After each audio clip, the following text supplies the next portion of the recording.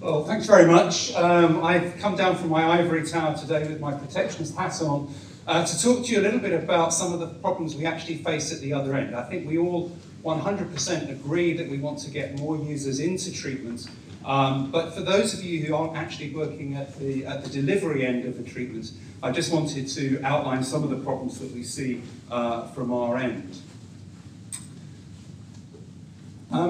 So again, I apologise if I'm teaching some grandmothers out in the audience to suck eggs, but just to give a global view, obviously hepatitis C is a virus that targets the liver specifically, and a lot of the mortality and morbidity that we see is related to liver disease. It should be remembered, of course, that many of the long-term symptoms of hepatitis C, however, actually affect the brain, things like lack of energy, slowing of cognitive responses. So it has got chronic manifestations outside of the liver, and often those are the symptoms that necessitate referral and treatment.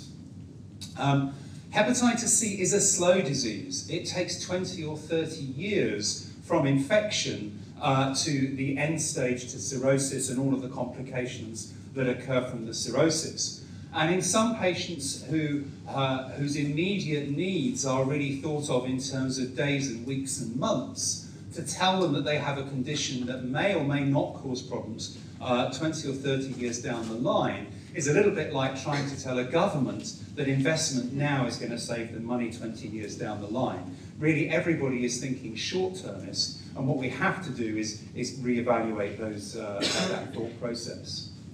The other thing is, we've heard already today about a lottery. Hepatitis C, to a certain extent, is a lottery. We know that only about a third of patients infected with hepatitis C will actually die prematurely of their liver disease. A second third will have significant liver disease at the time of death, but will actually die of something else. And a third of patients probably would live a normal, full life without being affected from the liver point of view by their disease. What we're not actually very good about doing is determining which patients fall into which of those groups. And therefore we have got this overview of if we try and treat everybody, we will catch those patients who are going to develop the severe liver disease, although we might be treating others who actually will never come to harm from their problems.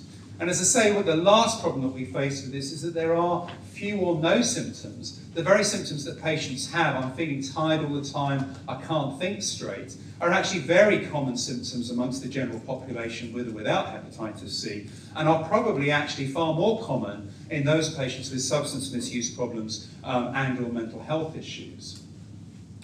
The facts, because it is a bloodborne virus, obviously we see hepatitis C is a major concern amongst injecting drug users. We've said already the evidence that the statistics are poor out there. We don't exactly know how many people are affected. There have been some interesting studies in Paris that show that however good needle exchange schemes and educations are out there, the fact that the first or second time that people use injecting drug, they tend to share equipment, means that a significant proportion of new drug users will become infected. There's that cough, David. And whilst it is infectious, and whilst the advent of things like oral mouth swabbing and dry blood spot testing has meant that we're very much better at testing out in the drug treatment units and out in the community, it's actually about getting those people into treatment. The bad news is that a lot of users, service users within drug and treatment substance misuse services don't actually, they may decline treatment. Even when they're offered services, as we've seen already, they have difficulty engaging. And the other hidden population that we've lost are those people who have had addictions in the past, have successfully moved through recovery, and now no longer actually associate themselves with the injecting community. And those are the people that are out there otherwise overtly well, but in whom the liver disease is slowly grinding away. Just a quick bit, we talk about injecting drug users, we talk about intravenous drug users. Please do remember that not only things like skin popping, contaminated work, so even patients who have needle exchanges, use clean needles, we can find this virus on the spoons, on the filters, etc. Intranasal cocaine use, I'm seeing more and more patients who are hep C positive through cocaine use. Again, damage to the nasal mucosa means that blood can be passed on the straw as in a shared straw. But again, a lot of these cocaine users do not put themselves in the same category as injecting drug users, and therefore somehow see themselves as immune, are not offering themselves up for testing.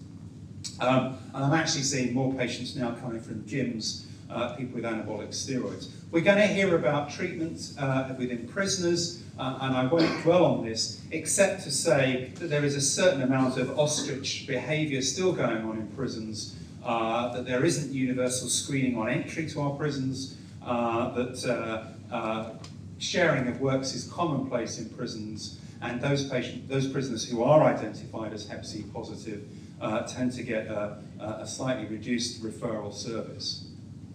So why are we sitting in our ivory towers treating hep C? Why isn't it being treated in every corner community? The first thing to say is that hep C is a relatively new disease. I didn't learn a thing about hep C when I was at medical school because it wasn't actually discovered until after I graduated. We didn't find out about this until 1989. It has been a disease, and the treatments of disease has moved forward extremely rapidly. And as a consequence, it has been an academic subject.